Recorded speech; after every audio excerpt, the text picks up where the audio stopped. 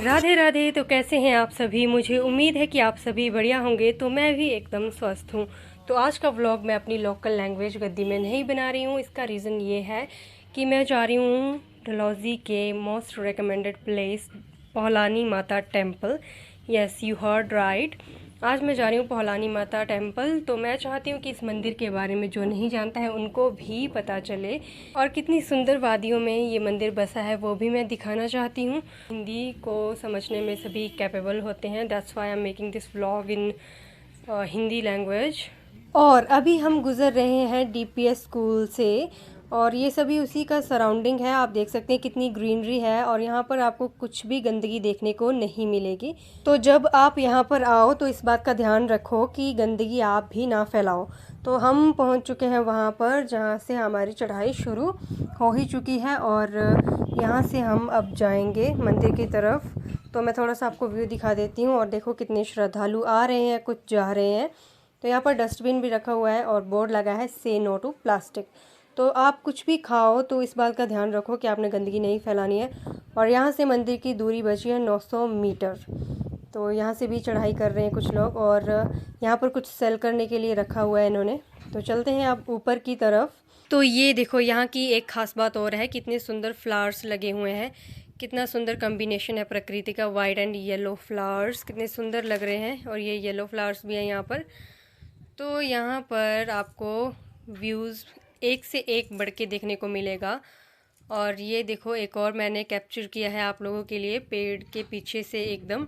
और फिर सामने से पहाड़ी दिख रही हैं, बादल कितने सुंदर, मतलब कितना सुंदर नज़ारा लग रहा है। और नीचे गांव भी हैं बहुत सारे।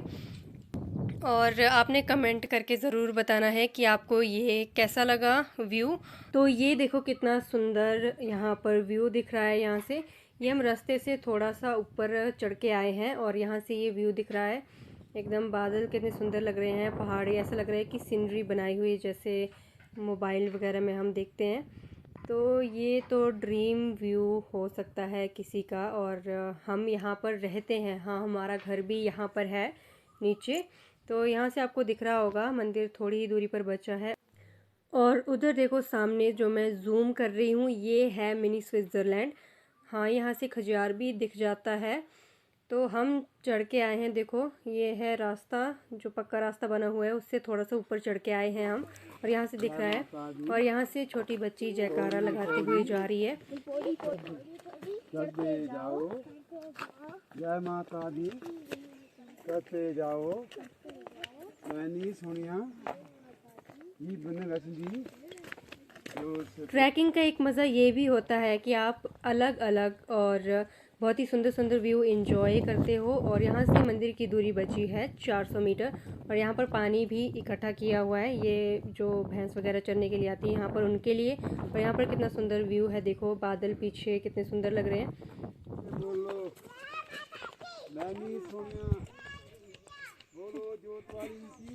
जय। अब थोड़ा सा मंदिर की हिस्ट्री के बारे में जान लेते हैं। तो ये मंदिर जो है वो डैनकुंड की पहाड़ियों पर बना है। तो यहाँ का नाम डैनकुंड कैसे पड़ा, अब वो जान लेते हैं। कहा जाता है कि बहुत वर्षों पहले यहाँ पर डाइनों का राज होता था, राक्षसों का राज होता था।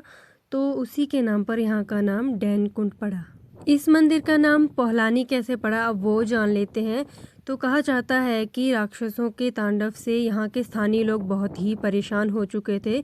तो उनके तांडव से परेशान होकर उन्होंने माँ काली से अपनी सुरक्षा की गुहार लगाई। तो माता काली ने पहलवान का रूप लेकर इन राक्षसों का अंत किया था। तो इस वजह से ही यहाँ का नाम पहलानी रखा गया। और ये जो आपको मंदिर के ऊपर पहाड़ी दिख रही है ना बड़ी सी, यहाँ पर माता रानी जो है वो एक बड़े से पत्थर को फाड़कर जो है वो प्रकट हुई थी।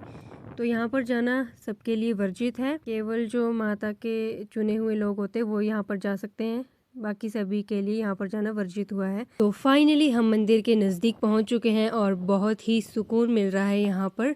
तो मैं आपको बता दूं कि मई महीने के अंतिम दिन चल रहे हैं, और यहाँ पर अभी भी ठंड है। और यहाँ पर बहुत ही तेज़ हवा भी चली हुई है, मौसम भी ठंडा है, मैंने आपको बताया है।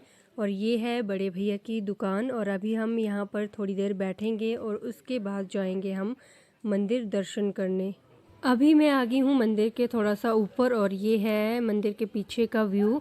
तो देख सकते हैं आप कितना सुंदर यहाँ का नज़ारा है। मतलब एकदम पीसफुल यहाँ पर प्लेस है। और अभी थोड़ी भीड़ कम है लेकिन थोड़ी देर बाद यहाँ पर भीड़ बढ़ती जाएगी। और ये है सराउंडिंग व्यू, कितना सुंदर दिख रहा है, हरा भरा एकदम। मंदिर में भी भजन लगाए हुए हैं, भंडारा भी चल रहा है और पहाड़ियाँ कितनी सुंदर लग रही हैं और बादल पेड़ इनकी शोभा और बढ़ा रहे हैं। तो ये थोड़ा सा ऊपर मैं पहाड़ी पर आ गई हूँ अब, और पहाड़ी से मैं मंदिर दिखा रही हूँ आपको पूरा। तो देखो कितना सुंदर मंदिर है और कितनी शानदार जगह पर माता रानी ने अपना स्थान लिया है। तो आप सभी पूछते थे ना कि मेरा घर कहाँ है, तो वो नीचे जो आपको गांव दिख रहा है ना, यहाँ पर मेरा घर है, यानी कि ससुराल। तो है ना ब्यूटीफुल प्लेस। तो जो भी यहाँ पर एक बार आएगा ना वो बार बार आना चाहेगा। तो कितना सुंदर नज़ारा है।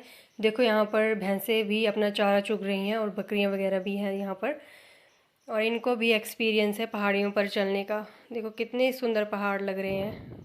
और अभी देखो कितनी भीड़ हो गई है। थोड़ी देर पहले मैंने आपको दिखाया था ना, तो भीड़ कम थी, अभी और ज़्यादा हो गई है। तो ये है माता पोहलानी का मंदिर, जो कि यहाँ पर काली माता के रूप में विराजित हुई है। तो चलते हैं अब नीचे। देखो लोग एक ही कतार में कितने सारे आ रहे हैं और यहाँ पर भीड़ बढ़ रही है। अब मैं चलती हूँ नीचे।